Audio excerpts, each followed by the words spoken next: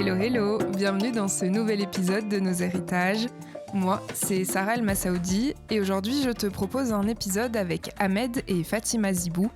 Ahmed est arrivé en Belgique dans les années 70 dans le cadre des accords bilatéraux entre le Maroc et la Belgique. Sa fille Fatima est née à Bruxelles. Elle est aujourd'hui docteure en sciences politiques et sociales et experte sur les enjeux de diversité et d'inclusion.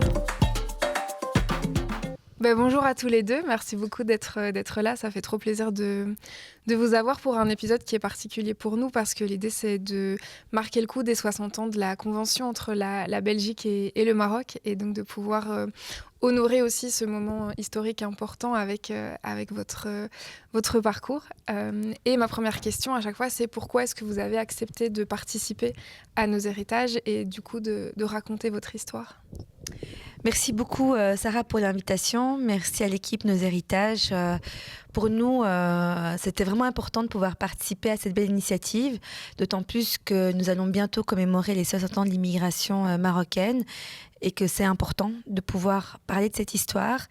Et pour nous, c'était encore plus intéressant de participer parce que c'est aussi l'occasion d'avoir un dialogue croisé, intergénérationnel, avec mon papa qui est ici présent. Et d'ailleurs, pourquoi tu as accepté aussi l'invitation ? Oui, donc voilà, le problème, pourquoi je suis donc accepté l'invitation, pour parler sur l'immigration, comment nous sommes venus ici à ce moment-là, donc c'est pour ça qu'on a accepté de venir de parler sur l'immigration. Merci beaucoup encore une fois à tous les deux d'être là.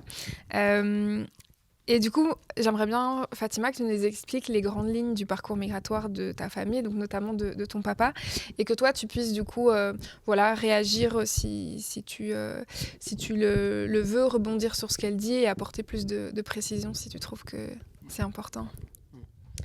Donc, la Belgique, après la Seconde Guerre mondiale, avait besoin de main-d'œuvre. Il y avait aussi une pénurie, comme on la rencontre aujourd'hui, une pénurie sur le marché du travail. Et la Belgique a signé des conventions avec plusieurs pays. Ça a été avec l'Italie, l'Espagne, la Grèce, et le Maroc, et la Turquie. Et donc, dans notre cas à nous, on est venu dans le cadre de cette convention qui avait été signée entre la Belgique et le Maroc. C'était le 17 février 1964 et il y avait une campagne qui était menée par les autorités belges pour recruter des personnes d'origine marocaine et le roi avait suggéré à l'époque, le roi Hassan II, d'aller plutôt vers le nord du Maroc, vers le Rif, d'où nous sommes originaires. Et c'est dans ce cadre-là que quelques années après la signature de la convention, mes grands-parents, mes oncles sont arrivés en Belgique fin des années 60, début des années 70, même 64 pour côté paternel, côté maternel plutôt un peu plus tard. Et donc, toi, tu es venu, Baba, dans ce cadre-là, un peu plus tard, parce que tu étais le plus petit de la famille, et tu es venu plutôt jeune, et c'était, rappelle-nous, en quelle année ? Oui, moi, je suis venu ici en Belgique en 1975. Donc il y avait mes frères qui sont venus ici, ils sont le premier ici, donc ils sont rentrés en Belgique en 1960, les années 60. Donc ils ont commencé le travail comme les autres immigrations, donc dans le bâtiment. Et surtout j'ai un frère qui a commencé dans le commerce. Donc il est vraiment intégré directement dans le commerce à l'époque là. Donc on n'avait pas beaucoup de Marocains, surtout de Marocains dans le marché, donc on ne le voit pas, on voit que des Italiens, que des Espagnols, que des Grecs à la gare de Midi. Moi je me souviens à la gare de Midi, il n'y a que des Grecs qui se trouvent au marché. Donc c'était rare de trouver donc un Marocain qui fait le marché. Donc c'est très rare et c'était la première fois, donc c'est nous qu'on a commencé le marché là-bas parce que donc on a travaillé avec un Italien qui a fait le marché donc à Place Jamar exactement. Donc on a commencé à travailler avec lui comme des ouvriers. Alors en même temps donc on a intégré un peu donc en même temps donc on a pris son commerce. Donc il y avait mon frère qui donc il a pris donc son commerce, enfin le marché. Alors à ce moment-là, quand on a pris le marché, donc il faisait très très froid l'année jusqu'à donc vraiment donc il fait très très froid. Mais le problème donc quand on a commencé, beaucoup de Belges ils connaissent pas les fruits ni des légumes qui viennent de l'étranger. par exemple, pastèque, par exemple, les figues barbarées, tout cela, ils ne connaissent même pas c'est quoi ça. Quand on a commencé donc, avec ça, donc, on a ouvert des pastèques, des Milan, par exemple, et le gars, mais c'est quoi ça, monsieur? Donc, mais bon, peu un peu, donc ils ont l'habitude, donc, mais maintenant, alhamdoulilah, donc, donc, et voilà, ça marche. Pour moi, donc, je suis venu ici en 1975, j'ai commencé donc Ouais, juste tu peux rapprocher le. ah oui, voilà, donc merci. Donc, j'ai commencé, donc, je suis venu ici en 1975. J'ai étudié un petit peu ici. Donc, j'ai fait comme électricité. Donc, et voilà, donc, aux arts métiers, bien sûr. Bon, et j'ai commencé à travailler comme électricien. Tu avais Donc, quel âge encore? à ce moment-là, donc, j'avais entre 23 et 25 ans. Mais donc, avant ça, quand tu es arrivé, Des- quand tu es arrivé, tu avais quel âge en Belgique? Euh, il faut compter entre 18 et 20 ans, comme ça. Donc, je suis arrivé ici en Belgique. Si j'ai un très bon mémoire. Donc, bon, c'est très difficile à dire, mais à peu près ça. Bon, voilà. Donc, comme je vous avais dit, donc, j'ai commencé le travail ici dans le métro. On a fait l'électricité ici, donc, dans le métro, à Schumann. C'est nous qu'on a installé l'électricité là-bas. Et en même temps, donc, j'ai commencé le commerce avec mes frères. On a ouvert un petit magasin à Rue de Hack, à Molenbeek-Saint-Jean. Et ça marchait très très bien. Donc, je te parle des années 80, hein, comme ça, donc, des années 80, donc on a ouvert un petit commerce. Les commerçants, il n'y avait pas beaucoup comme d'habitude, donc il n'y avait pas beaucoup. C'est pas comme pour le moment. C'est pas.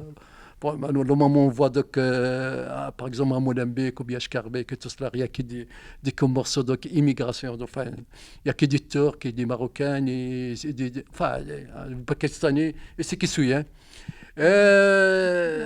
Donc depuis là, donc, on a arrêté, moi j'ai arrêté donc de les années 2000 quelque chose, et j'ai commencé le travail dans le centre santé mentale, donc là-bas, j'ai fait donc 20 ans de travail là-bas. Bon, donc on a vraiment intégré avec cet centre. Dans le début, quand je rentrais, donc on a signé le contrat. Mais du coup, tu parlais du coup quand tu es arrivé ici de un peu les études que tu as pu faire ou des métiers, mais ça a été quoi d'abord ton ressenti? Qu'est-ce qui t'a marqué ou qu'est-ce qui t'a surpris quand tu es arrivé en Belgique? Écoutez, donc, oui, justement ça. Donc, quand je suis arrivé en Belgique directement, donc, comme j'avais fait l'étude au Maroc, j'ai terminé mes études là-bas, et puis donc, il y avait une occasion de venir ici en Belgique. Donc, nous sommes venus comme les autres immigrés. Et comme nous sommes venus, donc on a trouvé donc, la Belgique très très bonne accueillante. Donc franchement, donc ça il faut le dire. Voilà. Donc pour toi c'était positif alors tu t'es senti Non, non, c'est vraiment très très positif. Et c'était comment ta vie au Maroc avant que tu viennes ici en Belgique? La vie au Maroc c'était comme c'était simple, vous voyez, donc on était les gens pauvres, ça il faut le dire. Donc on était pauvres, donc voilà. Hein. Mais bon, quand même, on vit avec les cultures et tout cela, donc on est très très bien, quoi. Mais bon, c'est pour ça, donc nous sommes venus ici en Belgique. Enfin, c'est pas ça, donc, parce qu'il y avait des frères qui sont venus les années 60, et alors c'est pour ça, donc ils m'ont renvoyé donc un contrat, donc je suis venu avec ça ici. Et c'est donc pour terminer mes études, mais bon, enfin, j'ai pas terminé, mais c'est pas grave. Et donc tu dis que tu avais envoyé un contrat, donc ça veut dire que tu avais déjà une piste pour travailler concrète en arrivant ici? Donc non, quand je suis arrivé ici, donc, j'ai commencé directement donc, à faire l'étude aux arts métiers donc, pour prendre un métier. Parce que je n'avais pas de métier, donc j'ai pris donc, un métier, comme je vous avais dit, donc, un métier d'électricien, donc directement. Et Fatima, tu as mentionné que vous veniez du Rif. Est-ce que vous pouvez nous parler tous les deux de la ville dont vous venez et de comment voilà, c'est cette ville-là, histoire qu'on puisse comprendre du coup vraiment la situation au Maroc avant que tu arrives ici? Je parle du Rif. Donc le Rif, c'est une très très bonne région, on n'oublie pas, il est dans le cœur. Donc franchement, même dans l'époque là qu'on a été, donc c'était vraiment génial. Donc il ne nous manque rien du tout. Ce qui nous manque, c'est juste un peu de liberté, c'est tout. Tu vois, donc, pour être libre, et c'est tout. C'est ça. Mais donc, on rêve, c'est une région donc, vraiment magnifique. Et c'est de quelle ville, Vraiment. du coup? Dans quelle ville tu es né? Donc, moi, je suis né à Taferset, exactement dans le région de Nador. Donc, de Nador, Driouch, donc voilà, donc c'est ça. Mais la plupart, tu vois, l'immigration, ils sont des rives, surtout ici, donc, à Bruxelles, en Hollande et tout cela. Il y a qui des rives même qui sont beaucoup donc, immigrés ici en Europe. Et dans notre région, à Taferset, comme je vous avais dit, donc c'est là-bas que j'ai né, la plupart personnes, ils sont tous intégrés. Et donc, il y a Taferset, il y a plus rien comme des gens là-bas. Donc, ils sont tous, la plupart, ils sont intégrés donc, au nord, ça veut dire donc, Tétouan, bien Tanger, ils sont en train de faire enfin, ils ont fait le commerce là-bas, mais la plupart, donc, ils sont venus ici en Europe. Voilà. Et donc, tu disais, tes grands frères étaient déjà arrivés en Belgique avant que toi, tu viennes. Et puis, comme tu le disais, effectivement, il y a beaucoup de personnes issues du RIF qui sont venues en Belgique. Donc, quand tu es arrivé, il y avait déjà une communauté. Tu t'es pas retrouvé tout seul? Donc, comme nous sommes arrivés ici, donc, il y a la communauté, comme je vous avais dit, grecs, espagnols et italiens. Donc, c'est le plupart ici. Donc, surtout à l'égard des médias, il y a que des magasins espagnols, il y a que des magasins italiens, il y a des grecs, il y a beaucoup de si tu vois donc, un chauffeur de taxi, tu vois que des grecs et tout cela. C'est pas comme nous, donc on voit que des mélanges multicolores, café noir. Et voilà, donc, tout doucement, donc, on commence donc, à connaître les gens, on commence à intégrer avec les gens, avec les Italiens, avec les Espagnols, avec les Grecs. Et ben voilà, donc, nous sommes vraiment donc, rentrés à fond dans cette intégration. Fatima, comment ça se passait à la maison en termes de transmission de la culture et de cette histoire migratoire de tes parents? Est-ce que voilà, ils vous en parlaient? À quel moment est-ce que ça c'est arrivé? Au niveau de la transmission, je trouve que on ne nous a pas assez transmis la culture d'origine parce que je crois que comme nos parents voulaient tellement bien qu'on réussisse à l'école, eh bien, ça fait qu'aujourd'hui, je parle avec mon père français et pas ma langue d'origine, le rifin. Par contre, avec ma mère, on parlait plutôt le rifin. Au niveau de l'histoire, au niveau de leur parcours, eh bien, quand je l'entends maintenant, il y a plein de choses que je découvre que je ne savais pas. Et donc, je trouve qu'on ne l'a pas partagé. Je sais que c'est parce que ça n'a pas été facile aussi pour eux. Je me rappelle encore que quand je posais les questions à mes grands-parents et à mon grand-père en particulier de cette histoire, eh bien, ils ne voulaient pas trop en parler. Et c'est par la suite que j'ai compris pourquoi. Parce que en fait, c'était aussi beaucoup de traumas, beaucoup de souffrances, beaucoup de difficultés qu'ils ont traversées.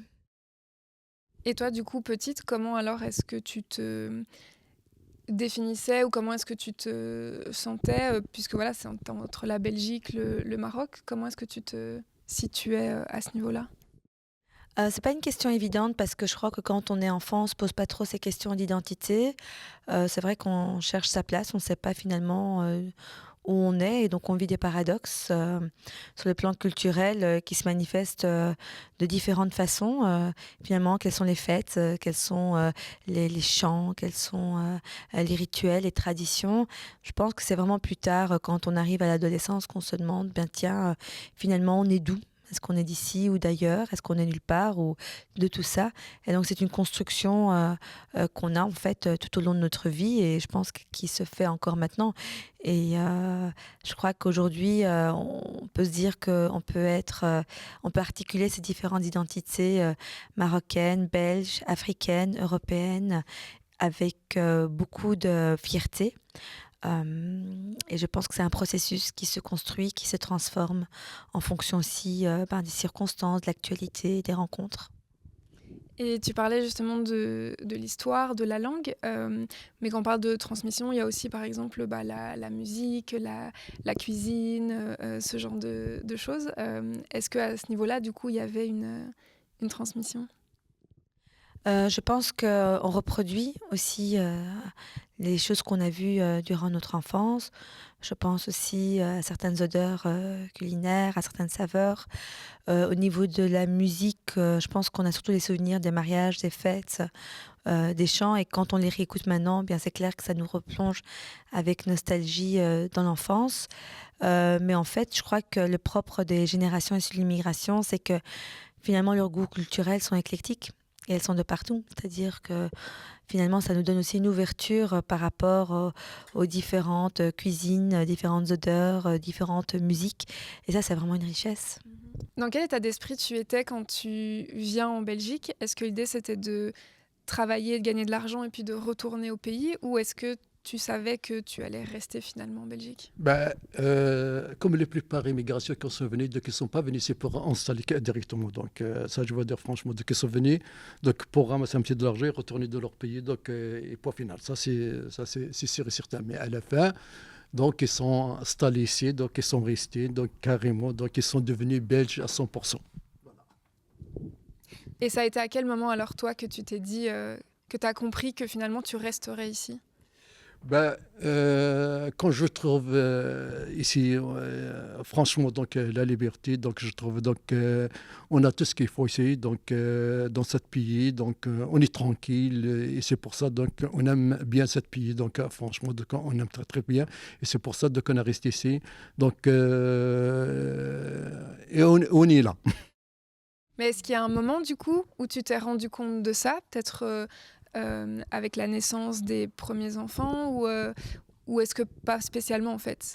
Ou c'est après où tu t'es dit bon bah voilà j'ai construit ma vie ici et donc Non, donc la vie, moi je le connais, je le connais dans le début. Quand je suis venu ici, donc je connais ma vie, j'ai pris ma décision. Donc comme quoi, donc voilà, donc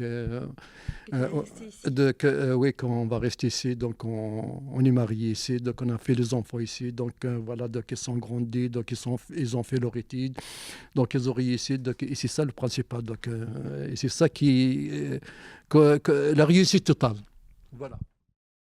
Et quel lien est-ce que tu as gardé avec le Maroc et avec ton village de naissance? Est-ce que tu es arrivé à y retourner régulièrement? À partir de quand tu as pu y retourner? C'est quoi le lien que Oui, tu as mais il y a gardé? toujours le contact entre le Maroc et la Belgique. Toujours, donc on va au Maroc, on reste là-bas 3, 4 mois, donc on revient. Donc la racine ou le chose, on ne peut pas l'oublier. Donc tu vois, donc même si nous sommes ici en Belgique, mais là, donc, on a le pied de ici en Belgique, on a un deuxième au Maroc. Donc voilà, c'est comme dès qu'on voit le match Belgique-Maroc. Voilà, donc c'est lui qui gagne la Belgique. Bah, on a le Belgique, et si le Maroc gagne, on est avec le Maroc. Et voilà, donc on n'a pas vraiment donc, la différence, tu vois. On est belge, on est marocain, on est belge, on est marocain, on est marocain, on est belge. Voilà. Ouais. Mais depuis que tu es pensionné, tu restes beaucoup plus longtemps, alors qu'avant, tu restais 4 semaines. Mais la dernière fois que tu es parti, tu es resté 3 mois. Et puis, ce qu'il faut aussi souligner, il ne le dit pas, et c'est important, je pense, c'est que mon père est très engagé pour aussi aider le village, notamment parce qu'il y a encore de la pauvreté. Et ils ont créé une association avec d'autres qui s'appelle Association Tafarsi de Solidarité, où tu mènes quand même des actions. À quel moment et pourquoi est-ce que c'était important pour toi de créer cette association? Donc voilà, cette association, on a écrit ça donc, en 1975. Dans le début, donc, j'étais visité le Tafarsit, on a visité la Tafarsit. On avait une certaine étudiante, je te parle d'étudiantes, qui ne vont pas à l'école parce que donc, dans ma région, enfin, parce que j'habite à Tafarsit, il n'y avait pas donc, le secondaire. Hein. Donc, nous, on a décidé, c'est la première chose, de construire donc, une école secondaire là-bas. Donc, voilà. Donc, Pour que les filles aillent à l'école aussi. bon, donc, pour que les filles, normalement, vont à l'école, ils ne vont pas donc, rester dans la maison comme ça. Donc, voilà. Donc, on a commencé donc, à construire avec l'aide des gens et de l'association. Bon, on a construit cette école. Donc, les filles, ils sont retournées donc, à l'école. Tout le monde est content. Et toujours en continu, on a acheté deux cars de bus. Donc, pour les étudiants qui vont à l'université donc, de Tafarsit à Salwan, au moins, donc, il faut dire entre 50 km ou 60 km à peu près, pour qui Donc, ils ne payent pas donc, une certaine somme parce que là-bas, c'est bon, le loyer, à manger et tout cela. Nous, on a facilité des choses, on a renvoyé de car ici. Donc, ils sont contents. Donc, le car, donc, il va, il revient. Donc, les étudiants, ils vont, ils reviennent. Donc, ils dorment à leur maison, ils le mettent. Donc, ils vont à la lycée ou bien à l'université. On a fait beaucoup de choses. Donc, on a commencé avec les femmes aussi. Donc, on a fait, donc, qu'est-ce qu'on a fait pour les femmes? Donc, euh, on a fait, donc, on a acheté des machines pour accuser, oui, pour la couture. Oui, donc, on a acheté des machines donc, pour les femmes. Donc, on subside ça. Donc, à chaque année, normalement, ils vont au village. Tu vas au village au village. Alors, il y a beaucoup de femmes qui ont pris donc cette culture, comment on appelle, l'accord de ouais, les vêtements et tout cela. Donc maintenant, donc ils ont leur magasin. Donc voilà, donc on a fait beaucoup de choses. Donc on ne peut pas raconter les choses. Mais tu disais, donc, c'est depuis 1975, c'est ça? Donc très très tôt, tu as eu cette conscience-là de j'ai les moyens d'aider et donc je vais aller concrètement aider ces personnes? Cette association, normalement, comment ça a été créé. Donc il y avait à l'époque là donc un certain homme tout seul. Il n'a jamais été à l'école, il n'a jamais rentré, donc ni écrire, ni rien du tout, mais malgré ça, il travaille donc, et aide donc, la région de Tafersit. Donc à ce moment-là, je me souviens, donc il prend donc, un petit cahier, un stylo, voilà, donc on va acheter par exemple un tapis donc, pour quelqu'un, un tapis pour, je ne sais pas moi, donc quand il s'agit donc, de quoi il achète des moutons, quelque chose comme ça pour les pauvres, ou bien il achète des vêtements, ou bien il achète beaucoup de choses. Alors il va à chaque personne, voilà, tu donnes quelque chose, voilà, tu ramasses, et quand il descend, alors il achète des vêtements, par exemple les orphelins, ou bien donc, pour les gens qui n'ont rien, ou bien donc voilà. Et alors ce monsieur-là, donc il est tombé malade, et voilà, donc je me souviens, donc on a réuni dans leur maison. Alors il a dit moi donc, je suis malade, donc qui va conduire cette chemin, qui va conduire ce terrain. Alors à ce moment-là, donc, on a fait cette association. Donc la première chose qu'on a commencé avec cette association, c'est qu'on a acheté une ambulance à Tafersit. On a décidé d'acheter donc une ambulance tout complet, on l'a renvoyé directement donc, aux choses là de Tafersit. Pourquoi? Parce qu'il y avait des femmes enceintes. Donc, à l'époque, là, il n'y avait pas de l'hôpital. Donc, ils vont jusqu'à Nador, 75 km de là. Alors, ça aide un petit peu pour les femmes. Et ça commence par là. Comment est-ce que ça s'est passé, toi, tu nous as parlé un peu de ton arrivée, des premiers boulots que tu as eus. À quel moment est-ce que ta situation a pu entre guillemets, se régulariser? À quel moment est-ce que tu as pu avoir une sécurité ici en Belgique? Voilà, donc la première travail que j'ai commencé, c'est donc, comme je vous avais dit, dans le métro. Donc on a fait l'électricité, tout ça, donc, dans le métro. Donc, après ça, donc, on a fait donc, une certaine année. J'ai quitté cette électricité, donc le métro et tout cela, il y a beaucoup de poussière et tout cela. Donc je te dis, c'est pas c'est pas mon travail. Donc j'étais engagé sur un centre de la santé mentale. La première, donc c'était à Saint-Josse, qui est en 2001. En 2001, donc, et c'est la première donc, immigrée qui va travailler dans cette centre. C'est la première. Et comment ça s'est passé? Oui, donc la première fois donc, on a resté avec directrice, donc et l'adjoint directrice. Donc on discutait, on parle pour signer le contrat. Il m'a dit, Monsieur Ahmed, oui, je lui ai dit, est-ce que tu sais faire ça? J'ai dit, oui, on va essayer, on va le faire ça. Est-ce que tu sais faire ça? Oui, on va essayer, on va faire ça. Est-ce que tu sais faire ça? Oui, on va essayer, on va faire ça. Mais, est-ce que celui-là, il faut de ma gueule, quoi? C'est vrai, hein? Ouais.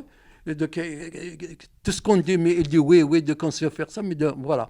Donc, après un certain mois, ça fait 6 ou 7 mois, donc tout ce qu'il m'a dit de faire ça, c'est fait, proprement bien fait, tout cela, donc voilà. Donc, ils n'ont rien dit. Tu fais ça, donc c'était bien fait. Tu fais ça, bon, c'était bien fait. Donc, la directrice, elle a dit, Ahmed, oui, viens, je vais te parler. J'ai dit oui. y a quelque chose qui ne va pas. Il m'a dit, non, non, non, non, viens. Donc voilà, j'ai dit, la première fois que tu as signé le contrat ici, donc on te demande des questions, est-ce que tu fais ça, est-ce que tu fais ça? Et tu nous as dit oui, oui, oui. On croit que tu t'es foutre de notre gueule, comme ça qu'il m'a dit. Mais franchement, sur le terrain, on voit que c'est la vérité. J'ai dit, écoute, nous, on ne peut pas dire des choses. Si je sais quelque chose à le faire, je vais te dire ça franchement. Il m'a dit bravo, bravo, bravo. Et à ce moment-là, donc, il commence à faire rentrer d'immigrés. Avant, il n'y avait pas de choses. Ils ont peur de voir. Mais quand on a intégré là-bas, donc on a donné une très très bonne image, alors à ce moment-là, donc, ils donnent d'importance pour cet immigré. Et voilà, il y a beaucoup. Et quand tu dis, elle te demandait si tu savais faire ça, ça, ça et ça, c'est quoi du coup que tu faisais comme travail concrètement Là, c'est un homme à faire tout. Par exemple, si tu demandes de faire des peintures, il faut faire les peintures. Carrelage, il faut faire les carrelages. Plombier, il faut faire le plombier, tu vois. Donc, tout. Donc, s'il y a une salle, donc il faut mettre le tapis, donc, et tout ça. Donc, il faut le faire, tu vois. Donc, et voilà, c'est ça. C'est l'homme à te faire, et voilà. Donc, c'est ça. Et quand tu es arrivé, tu nous as dit que tu avais ton Voilà. premier Le permis B, de hein. travail. Non, c'est le permis A. Tu vois. Et tu fais nous expliquer du coup, c'est quoi permis A, permis B? Avant, normalement, C'était en quelle année en 1977, avant, normalement, de signer le contrat, il faut voir le permis. Donc, on va à Rue de Billard, et c'est là-bas, normalement, qui donne ce permis. Si tu n'as pas cette permis, tu ne vas pas travailler. Tu as réussi à l'avoir facilement ou Non, est-ce que ça a non, été c'était compliqué? facilement, donc il n'y a pas de souci. Donc, on va aller à Rue de Billard, là, tu fais un petit vaccin et tout cela, alors ils vous donnent ça directement. Non, ça, il n'y a pas de souci. Comme il y avait pénurie, du coup, ils avaient besoin, c'est ça, de Bien beaucoup sûr, de... bien sûr. Donc, avant que tu commences le travail, normalement, donc, il faut ce permis-là. Si tu n'as pas ce permis-là, donc, ils ne t'acceptent pas pour travailler donc, à l'époque-là. Et Mais c'est fini.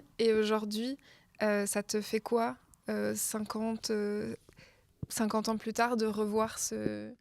Ça risque de venir, et comme quoi, donc, à l'époque-là, comment on vit, et comment c'était l'histoire, mais maintenant, ça change tout, hein. C'est vraiment, ça change tout, hein. À l'époque-là, c'est vraiment, je vais te dire franchement, même malgré qu'il fait froid, il y avait un peu de crise, mais à l'époque-là, c'est vraiment l'époque géniale, franchement.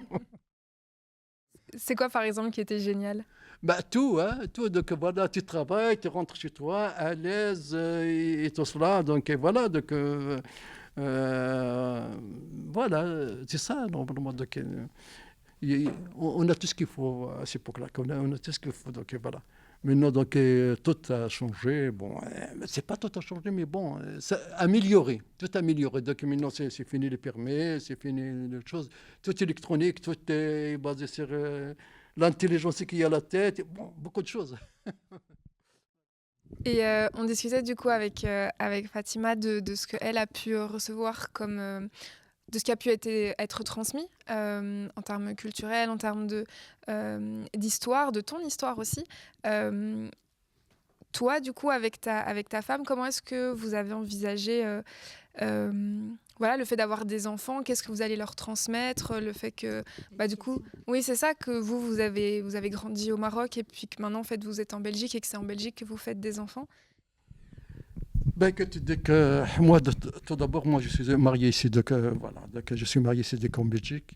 Dans le début, donc, on a décidé d'indiquer les enfants sur l'étude.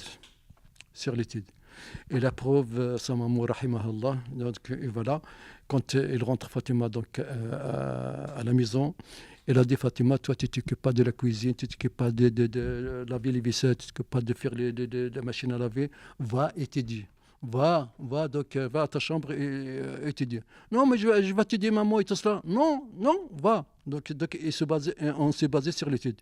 Bon, quand on se base sur l'étude, donc, alhamdoulilah, donc voilà, donc le résultat, Fatima, donc il a réussi sa vie.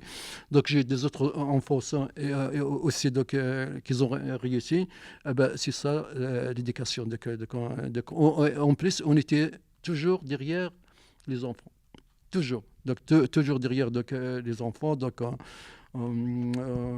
Donc, on a mis un bureau à part pour étudier, donc toutes les affaires qu'ils ont besoin, donc ils le trouvent. Ah ben, c'est pour ça ils ont réussi, donc alhamdoulilah, yani, leur étude, et voilà. On n'a pas derrière les enfants, donc ça pose un problème aussi, donc et voilà. Ouais.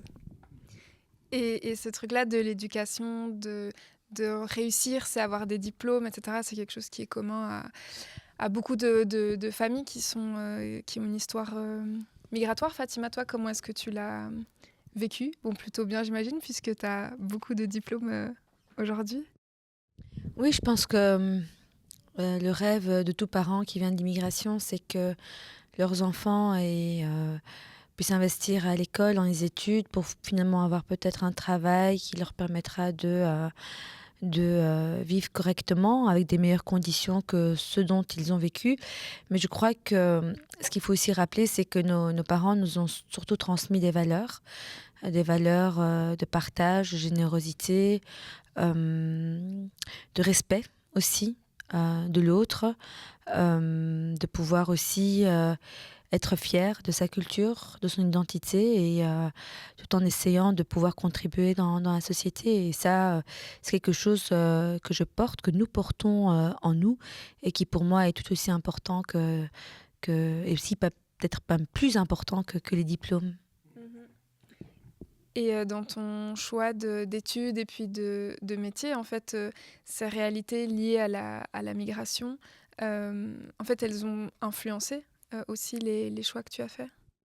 Oui, je pense que c'est vrai que le fait d'avoir été encouragé à s'investir en scolarité fait qu'on a peut-être une volonté aussi redonner, euh, de redonner, euh, s- de redonner ce que peut-être nos parents n'ont peut-être pas eu comme chance. Je pense que mon père, s'il avait eu la possibilité, il ne serait pas venu ici pour travailler dans le marché, mais tu aurais peut-être voulu continuer tes études. Si tu devais retourner en arrière, je crois que c'est quelque chose que tu as peut-être toujours voulu en faire. C'est pas trop tard, hein. Ma mère, elle a repris l'école à 45 ans pour apprendre le français, l'arabe, et donc c'est pas trop tard. Mais je crois que c'est quelque chose que toi-même, tu aurais peut-être voulu faire, non? Ouais, et après, ouais, écoutez, donc, oui, sa maman, donc, à l'époque, la rahimah Allah, donc, toujours.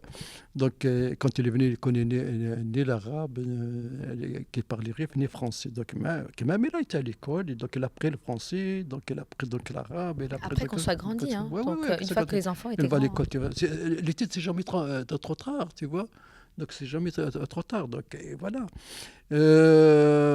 Pour moi aussi, donc c'est jamais trop tard. Mais bon, oui, même si j'ai donc plus que 60 ans, donc pensionné, mais jamais trop tard, jamais trop tard. Et donc, moi, j'ai vu ça, donc ça fait 2 ou 3, quand il y avait donc la grande place là, donc pour donner les diplômes de l'université à l'ULB, ça fait 2 ou 3. Il y avait des hommes à 70 ans, 75 ans, ils ont reçu leur diplôme. Mais donc, voilà, donc, ils ont fait l'université, mais quand même, ils ont reçu leur diplôme. Donc l'étude, c'est jamais trop tard. Donc, Et toi, t'aurais fait quoi si t'avais... Dis quoi? T'aurais fait quoi comme étude si t'avais eu le Moi, choix? écoute, donc, si j'avais le choix, donc, c'était vraiment, franchement, donc, de médecin. De médecin, donc voilà. Franchement, je vais te dire, donc, en Rif, au Maroc, j'étais très très fort à l'étude. J'étais très très fort en études. Donc vraiment, donc 3 4 personnes qui étaient très très très forts à l'étude. C'était à l'époque là, c'était très très difficile à étudier. C'est pas comme, c'était très difficile. C'était très très difficile et strict. Et strict, même si tu viens 5 minutes, 10 minutes en retard, hein, garde-toi. Donc, mais les professeurs, ils sont vraiment stricts. Donc on le respecte plus que les parents. On les respecte plus que les parents. Mais quand tu vois maintenant, quand j'étais au Maroc, j'ai vu l'étude là-bas. Et comme l'étude à cette époque-là, c'est vraiment rien du tout. Une fois qu'il va, il ne va pas. Donc, donc le professeur n'est pas là. Mais c'est vraiment donc je dis, mais c'est. Donc toi, si tu pouvais choisir, tu aurais aimé être docteur, c'est ça? Oui, c'était mon rêve. Mais en plus, En plus, sa maman, donc, elle dit, toi, Fatima, toi, tu vas faire le docteur, les médecins. Donc, je me souviens, il t'a dit, toi, tu vas faire le docteur. Mais bon, Mais finalement, je suis docteur, mais Ouais, pas ouais. parce que j'allais comme Dire médecin, autrement, mais mais- docteur, parce que c'était aussi leur rêve. Donc, je crois que nous aussi, en tant qu'enfants, l'immigration, on a envie aussi peut-être de réaliser des rêves, des choses que nos parents n'ont peut-être pas pu avoir, parce que finalement, il y a beaucoup de sacrifices, et ces sacrifices sont pour que les enfants aient un avenir meilleur. Et est-ce que toi, tu parlais français quand t'es arrivé en Belgique ou est-ce que tu as dû apprendre sur le tas? si, donc, j'ai pris ça donc, un petit peu de Maroc. Donc, voilà, j'ai pris donc, quelques mois. Mais après, quand je suis venu ici, donc, alors, on a commencé donc, à faire l'étude aussi avec le français, donc, Néderlande, aussi, un peu l'anglais aussi. Donc, j'ai fait le cours anglais aussi. Et voilà, donc, moi, j'aime bien donc, étudier. Donc, et je suis toujours à la maison en train d'étudier. Donc, c'est pas ça. Donc, tu vois? En train de lire un livre, en train de regarder de ce qui se passe, en train de, tu vois, donc, mais c'est qu'il y a normalement, donc il faut aller donc, à l'école ou bien donc, à l'université ou bien pour faire un diplôme. Mais bon, donc maintenant je crois que c'est un peu, c'est pas trop tard, mais bon, il faut le temps. Il faut le temps, c'est pas. Mais les potes, c'est pas une excuse aussi. C'est pas une excuse. Hein. Mais voilà, il faut le courage, c'est ça qui compte, c'est le courage qui compte. Mais donc, tout le temps, on dit, oui, il faut le temps, on n'a pas le temps et tout ça. Mais non, le temps, on a, mais le courage pour aller étudier, pour aller donc, à 6 heures du matin ou bien 7 heures du matin, revient donc à 8 heures, à 9 heures de soir. Mais c'est ça, il faut le courage. Ça, c'est un travail pas facile. L'étude, c'est pas un travail facile, fais attention. C'est un travail très difficile, mais il faut le courage. Il faut le courage. Et si on n'a pas le courage, on ne va pas réussir notre vie. Et comme je vous avais dit, non, donc moi, donc voilà, j'ai basé sur les enfants qui réussissent leur vie. Je n'ai ni l'appartement, ni la maison, mais ça ne m'intéresse pas. Ce qui m'intéresse, c'est que mes enfants ont réussi leur vie. C'est ça l'importance pour moi. Et aujourd'hui, ils ont réussi leur vie. Alhamdoulilah. Si ça vous va, j'aimerais bien qu'on parle aussi, tu en as parlé un petit peu, mais de l'évolution aussi de Bruxelles, où entre le moment où toi t'es arrivé et aujourd'hui, ça a bien changé. Les quartiers, tu disais, quand t'es arrivé, il y avait dans les marchés, il n'y avait pas de personnes d'origine maghrébine, des commerçants non plus. Aujourd'hui, il y en a beaucoup. Comment est-ce que tu as vu évoluer les quartiers dans lesquels tu as grandi? Bah, donc, le quartier de Caen, j'ai évolué, donc ça a amélioré très très bien maintenant. Donc, et voilà, ça a amélioré très très bien. Donc, à l'époque là, donc, je vais te dire donc, une certaine histoire. Donc, là, à l'époque là, donc, quand on a rentré ici en Belgique, euh, le tartine, il le laisse sur la porte. Le lit, sur la porte. On laisse l'argent devant la porte. Il n'y a personne qui le touche. Quand il vient le marchand de lit, eh ben, il prend de l'argent. C'était donc en bouteille, il y a dans les traits en bouteille, il prend de l'argent, et donc il laisse la bouteille. Et le tartine, c'est la même chose. Donc voilà, le tartine, il le laisse devant la porte ou bien devant la fenêtre. Combien? Donc c'était en francs belges, en francs, c'était rien du tout. Hein. Ah, donc on laisse l'argent là-bas, il prend l'argent. Ah ben, il laisse le tartine, il n'y a personne qui le touche. Mais maintenant, donc, ça a amélioré très très bien. Donc, Bruxelles, donc, ça devient Bruxelles capitale, ça devient Bruxelles européen, ça devient Bruxelles. Donc, Ça a amélioré, mais en même temps, je pense que si tu laisses du lait, du pain devant la porte, ça va pas rester là. Donc, c'est pas ouais, mais c'est ça que la je dis, donc, sécurité, tout ça, elle n'est plus là comme avant, non? ouais, ouais, ouais, ouais. À l'époque là, c'était comme ça. Donc, franchement, c'était, tu vois, donc chacun son mentalité, chacun son travail, chacun, mais quand elle rentre, et voilà, donc c'est pas quand tu termines le travail, elle va aller chez Aldi ou bien chez Lidl ou bien. Non, non, non. Donc là-bas, donc le lait il est là, donc le marchand des pommes il est là, le marchand de lait il est là, le fromage il est là, donc tu vois. Et voilà. Et tu parles de lait, de pommes, de fromage. Est-ce que les produits que tu pouvais consommer au Maroc, est-ce que tu les retrouvais ici dès le début ou est-ce qu'il a fallu attendre Non, à l'époque là, donc on ne sait pas le trouver.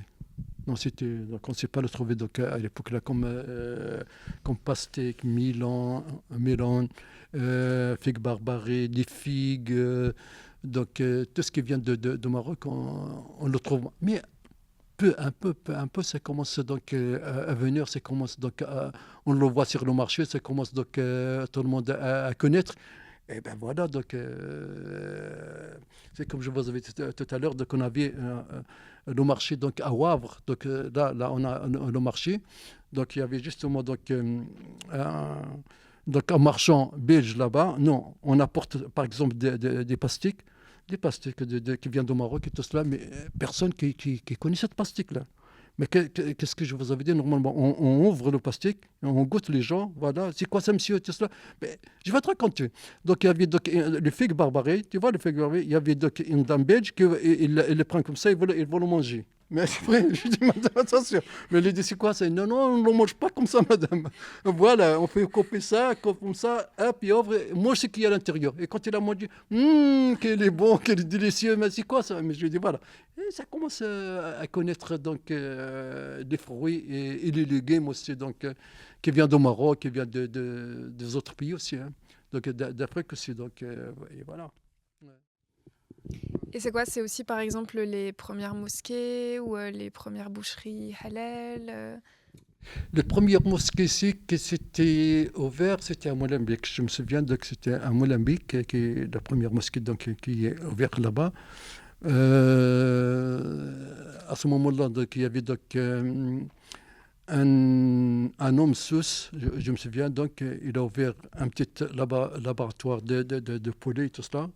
Donc il fait le halal, hein. Donc il fait le halal, tu vois. Mais bon, les époques des 60 et tout cela, mais c'est les gens normalement qui vont à la ferme, mais alors ils gorgent leur poulet, ou bien donc leur mouton, ou bien donc voilà, hein, pour manger de. Mais bon, voilà. Fatima, toi, tu as des souvenirs du coup de cette évolution aussi des quartiers dans lesquels tu as grandi? Oui, bien sûr. L'évolution que moi je vois, elle est finalement pas si positive que ça, parce qu'on a par exemple, nous, grandi à Molenbeek, on a habité la Chaussette-Gand, et à l'époque, elle était beaucoup plus diversifiée qu'aujourd'hui. Euh, et aujourd'hui, il y a quand même une forme de euh, concentration d'une communauté en particulier. Et je pense que c'est important de pouvoir avoir aussi une véritable diversité au sein des quartiers, notamment les quartiers populaires. Mais je veux dire, c'est le propre de l'histoire. Bruxelles, elle connaît un flux de migration depuis des dizaines et des dizaines d'années. Et c'est clair que l'évolution, pour moi, j'ai un sentiment que parfois il y a même une paupérisation, une plus grande précarité au sein des quartiers. La Chaussette-Gand, ce qu'elle est aujourd'hui, elle n'est pas ce qu'elle était il y a 30 ans. Ça a changé beaucoup. Oui, Ça a voilà, au changé niveau des beaucoup. C'est commerces. très moderne. Il y avait beaucoup de Et commerces. il y avait plus de diversité. Il y avait le Sarmanoprix, il y avait des Oui, ça boutiques m'a appris. belges. Maintenant, il n'y a plus beaucoup de boutiques belges, hein. Tous les Non, non. belgo-belges, ils sont partis de là. Oui, c'est clair. Et voilà, ça a été remplacé. Mais c'est, voilà. Et donc, je pense que c'est important euh, de ne pas aller vers des gentrifications qui font que des populations quittent pour aller avec de nouvelles, mais qu'il y ait une véritable mixité sociale et culturelle. Ça, c'est vraiment important. Ok, ça va, merci beaucoup. Mais merci beaucoup Voilà. à toi. Oui, y a Merci pas de souci. beaucoup.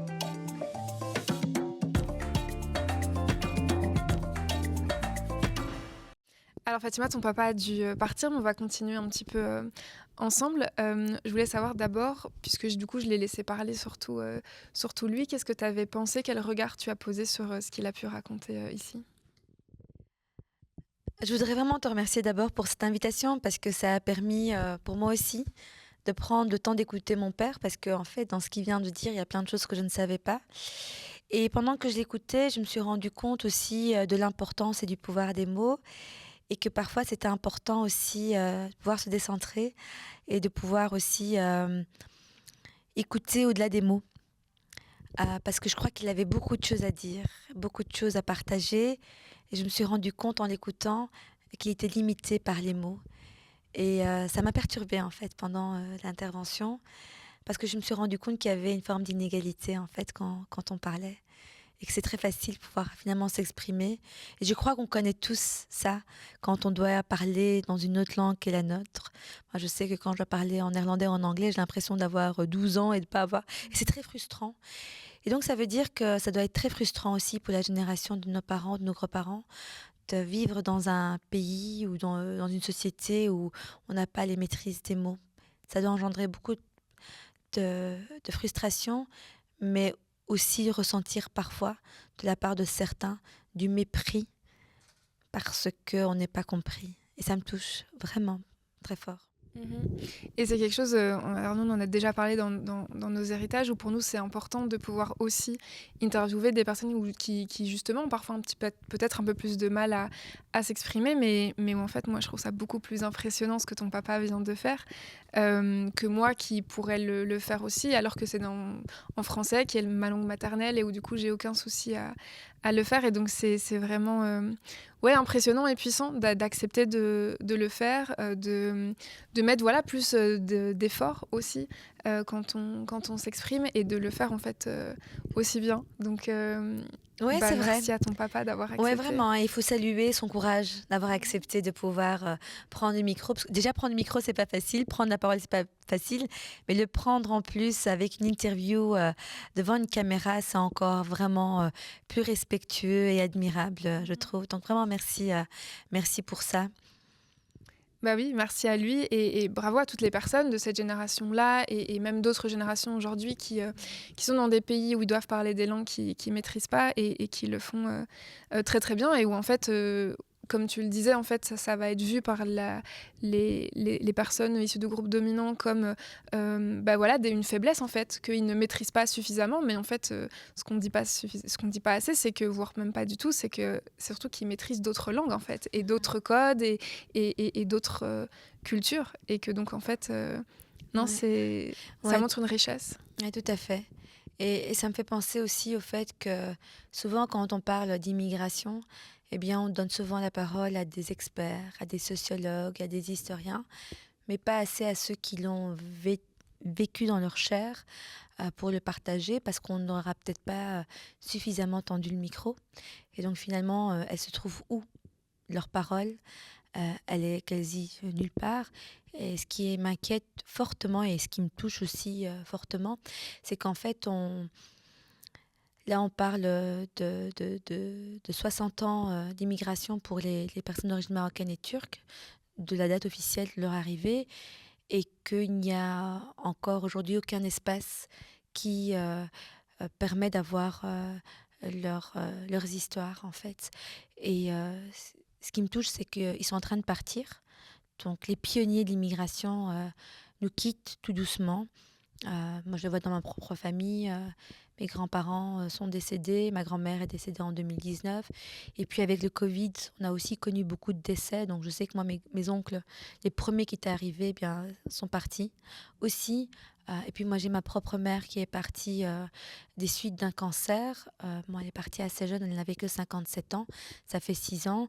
Et ça me touche beaucoup parce qu'après, avec son départ, il y a toute une partie de mon histoire qui s'en est allée. Et j'invite vraiment tout le monde à prendre le temps d'enregistrer ses parents, ses grands-parents, à leur poser des questions, à faire ce genre d'exercice. Je ne dois pas attendre qu'une journaliste vienne poser des questions à mon père pour que je découvre mon histoire. On ne le fait pas assez, on pense qu'ils sont là et puis un jour, la vie nous prend ce qu'on aime. Pour ma maman, ça a été fulgurant en 3 mois alors qu'elle était en bonne santé.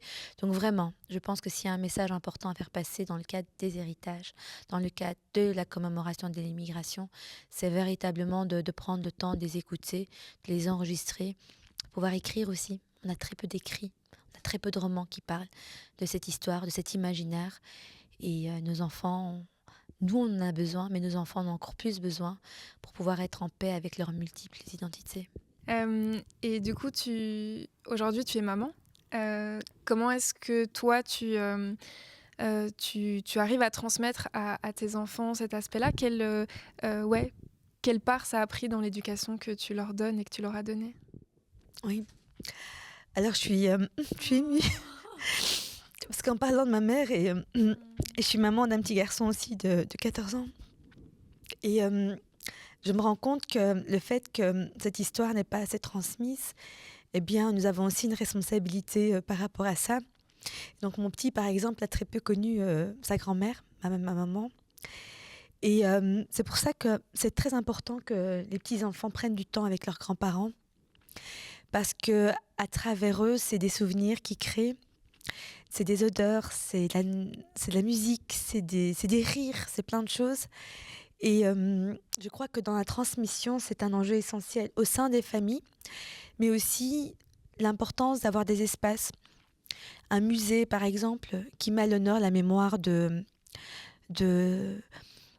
nos parents et de nos grands-parents qui ont quitté leur pays d'origine, leur ville natale, finalement pour offrir un monde meilleur pour leurs enfants. Et on leur doit tellement, on leur doit beaucoup. Et je ne sais pas comment est-ce qu'on peut finalement les remercier et pouvoir leur redonner en fait tout ce qu'ils nous ont apporté. Donc je parle de ma mère et à mon papa qui était là. Et je trouve que on parle avec tellement de mépris de cette question de la migration, alors qu'ils ont tellement contribué à ce qu'est cette ville aujourd'hui, à ce qu'est ce pays aujourd'hui.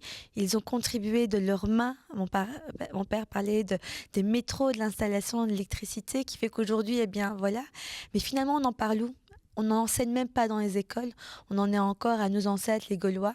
Mais nos ancêtres, ils sont pluriels et ils ont contribué à ce qu'est Bruxelles. Justement, de par ton travail, parce que tu disais, c'est beaucoup les experts qu'on entend. Alors toi, tu es concernée par cette histoire migratoire, mais tu es aussi devenue une experte de la question. Tu as contribué notamment aux 50 ans de la migration marocaine et turque pour justement mettre en avant ces témoignages, pour les valoriser, leur offrir un espace bienveillant, accueillant et pouvoir faire découvrir en fait ces histoires-là à d'autres. Et quand on parle de migration, on parle beaucoup des hommes, des ouvriers, et l'histoire de ton papa était hyper intéressante. Mais il y a aussi toute la question des femmes, en fait, qui sont elles aussi venues travailler pour certains et pour certaines, et puis en fait éduquer les enfants aussi. Et donc elles jouent un rôle central en termes de transmission aussi. Qu'est-ce que tu peux nous dire sur ces femmes de la migration ? Tout à fait. La question des femmes de l'immigration est fondamentale. Il y a 10 ans, en 2014, lors des commémorations des 50 ans de l'immigration marocaine, je me suis rendu compte qu'on parlait beaucoup des hommes de l'immigration, des ouvriers qui sont venus et pas assez des femmes, ces héroïnes de l'ombre. Et donc, ce que j'ai fait avec un groupe d'amis, c'est qu'on a mis à l'honneur les 50 ans de l'immigration au féminin. Et donc, ce qu'on a fait à l'Espace Mag, c'est qu'on a essayé de les mettre à l'honneur à travers quelque chose qui est de l'ordre de la beauté et de l'esthétique. On avait reconstitué des intérieurs marocains des années 60 à aujourd'hui, en exposant les bijoux, les robes de fête qu'elles mettaient, l'attention qu'elles mettaient pour offrir un intérieur qui soit dans cette culture marocaine, vous voyez les fameuses sedari qu'on a avec des cadres, avec le papier peint, et on avait vraiment reconstitué ça. Et ce qui était vraiment beau, c'était de voir toutes ces femmes, quelles que soient leurs origines culturelles, venir voir ces intérieurs marocains et se reconnaître à travers ce papier peint, ces fameux, je ne sais pas comment on appelle ça, taos, ce sont les plumes du pan qu'on retrouvait dans les salons, ces fameux vases avec ces assiettes de taos qui représentaient le pan, enfin toutes ces choses-là qu'on retrouve plus aujourd'hui, mais qui font partie de cet imaginaire collectif de l'histoire de nos parents. On avait fait aussi des conférences sur la question des femmes et une exposition avec des portraits des grands-mères, mères et filles de l'immigration. Et je me rappelle encore qu'il y avait une magnifique photo de ma grand-mère, de ma mère, de ma sœur et de sa fille, 4 générations de femmes. Et aujourd'hui, bien, ma grand-mère n'est plus là, ma mère n'est plus là. Et ça veut dire que c'est important de pouvoir les mettre à l'honneur à travers des expositions, à travers la photo, à travers l'image. Mais aujourd'hui, il ne reste plus rien de cette exposition. Donc ça veut dire qu'on a besoin aussi d'un lieu où ça reste, où les enfants peuvent venir connaître cette histoire et de la contribution. Ces femmes, elles ont été formidables parce qu'on leur a rien demandé en venant ici. Elles ont souvent dû suivre un mari, un père, un frère ici dans le cadre du regroupement familial. Et je sais qu'elles ont vécu, dans la plupart du temps, dans la majorité en tout cas, des situations, beaucoup de solitude. Parce qu'il faut bien se dire que dans le pays d'origine, c'était des espaces ouverts où elles étaient en contact avec les voisines, la famille, les cousines. Enfin voilà, c'était même la façon dont les maisons étaient construites, c'était avec un star, donc un toit ouvert, ce qu'on appelle aujourd'hui les rooftops, et aussi un patio. Donc c'était vraiment très ouvert. Et elles viennent ici, dans un pays où il fait gris, dans des appartements très petits. Il faut parfois s'imaginer un peu ce que ça a dû être comme difficulté pour ces femmes de changer complètement d'univers. Et quand on pense à nos mères ou même à nos grands-mères, en fait, on peut se remémorer beaucoup de silence aussi, et beaucoup de solitude, et aussi beaucoup de sacrifices pour leurs enfants. Et du coup, il y a ces femmes-là, ces mamans, ces grands-mères. Aujourd'hui, il y a malgré tout aussi une nouvelle génération qui a été très engagée à Bruxelles. Il y a un tissu associatif qui est hyper dense et qui crée malgré tout des projets. Alors, même s'il n'y a pas encore un lieu dans lequel en fait, toutes ces expos, ce travail reste, il y a malgré tout des projets qui se mettent en place pour justement valoriser toute cette culture et ces vécus-là. Oui, c'est vrai que le tissu associatif est formidable à Bruxelles, en Belgique et même ailleurs, pour justement essayer de corriger en fait cette absence de mémoire, de reconnaissance, la contribution de ces personnes issues de l'immigration. Alors depuis très peu, on a un musée d'immigration à Bruxelles, qui est une belle initiative, mais qui, je pense, dans la ville dont on se vante qu'elle est la plus multiculturelle, la plus cosmopolite d'Europe, devrait être beaucoup plus ambitieux. Et on sait que cette initiative est très peu soutenue par les pouvoirs publics. Et donc je crois que la société civile, le tissu associatif, doit se mobiliser pour qu'on puisse avoir un lieu qui soit à la hauteur de la beauté, de la richesse, de la diversité de Bruxelles. Et c'est vraiment problématique qu'on n'en ait pas. Même à Paris, il y a la Cité de l'immigration, à la Porte Dorée. Quand vous allez à New York, il y a le musée Ellis Island. Et quand vous allez dans des grandes villes multiculturelles et qu'il y a ce genre de lieu, eh bien, ça permet aussi de créer un nous bruxellois qui est pluriel. Et à Montréal, par exemple, il y a une initiative que je trouve intéressante qui s'appelle le Musée des Montréalais, la Cité des Montréalais, et qui justement parle de la diversité de cette immigration. Et moi, je rêve qu'un jour, on puisse avoir le Musée des Bruxellois, où on sait que 73% des Bruxellois sont d'origine étrangère, qui mettent en lumière ces vagues de l'immigration juive, polonaise, italienne, espagnole, et jusqu'à aujourd'hui avec les Guinéens, les Syriens et les Ukrainiens. Alors, on arrive malheureusement déjà à la fin de la discussion. Est-ce qu'il y avait encore un sujet que tu voulais aborder ou est-ce que tu penses que... Donc, j'ai consacré un doctorat sur les expressions culturelles et artistiques des belgo-marocains. Et dans ce cadre-là, j'ai pu vraiment prendre le temps d'interviewer les artistes, les premiers artistes marocains qui, dans les fin des années 60, 70, 80, ont créé leurs premières pièces de théâtre, les premiers 33 tours de l'époque. Et aujourd'hui, ils sont complètement méconnus, on ne les connaît pas. Et pourtant, l'art et la culture, c'est fondamental parce que c'est quelque part notre identité. Ils disent beaucoup sur l'identité, mais aussi de messages politiques et de rapport aussi à la politique au sens large. Et je crois que c'est important que la culture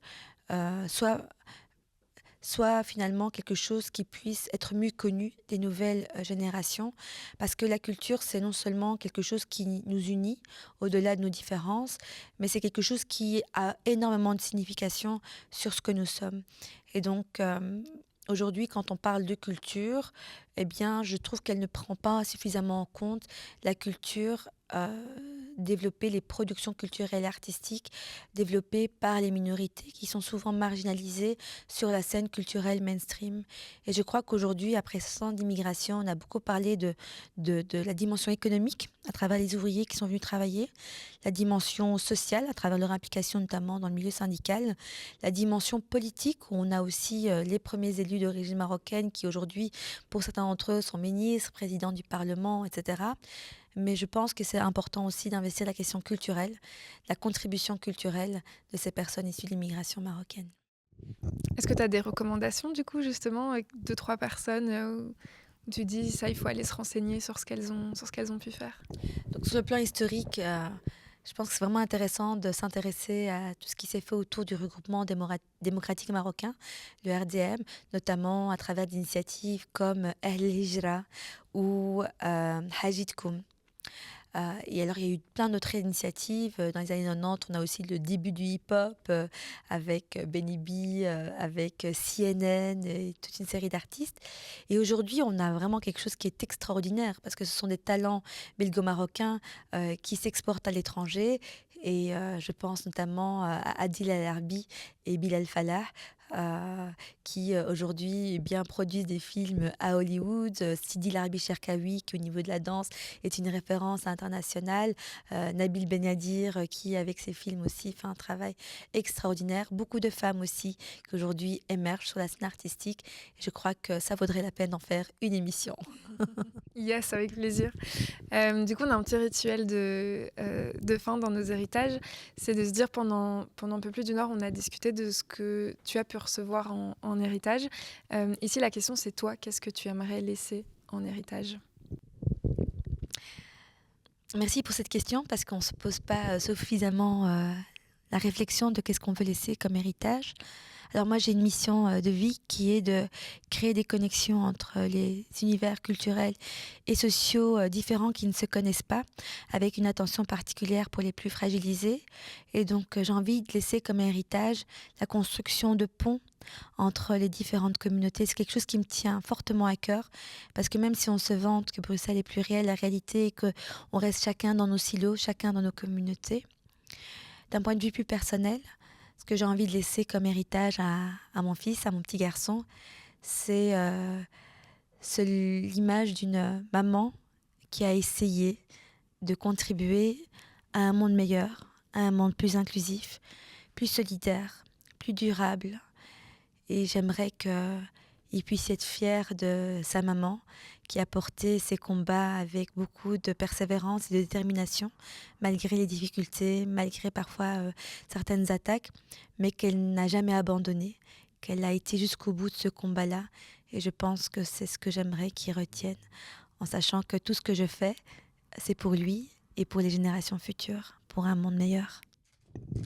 En tout cas, moi, je suis fière de toi. Merci Sarah. Parce que ouais, on voit ce que tu fais, on sait que c'est pas facile, qu'il y a beaucoup de backlash, mais que en fait, nous, ça nous inspire, que ça nous aide, que ça trace la voie pour ma génération et les générations futures. Donc, merci Fatima. Alors, si elle inspire des femmes comme toi, mission accomplie. L'héritage est là. Merci à toi, Sarah. Merci à toi, Fatima, et encore merci à ton papa aussi d'être venue. Dont je suis l'héritage, hein. Yes. L'héritière. Yes. Donc, c'est aussi grâce à nos parents et à nos grands-parents. Donc, big up à eux, parce que sans eux, on ne serait pas ce qu'on est aujourd'hui. Merci, Sarah. Merci à toi. Je te passe un câlin là, pardon. À fond de dingue. Trop beau. Merci. Cet épisode a été réalisé par Sarah El Massaoudi. Merci à toi de l'avoir écouté. N'hésite pas à nous dire ce que tu en as pensé, si ça fait écho à ton vécu. Dans tous les cas, on se retrouve avec plaisir sur nos réseaux sociaux, nos héritages, nos.héritage au pluriel. À bientôt!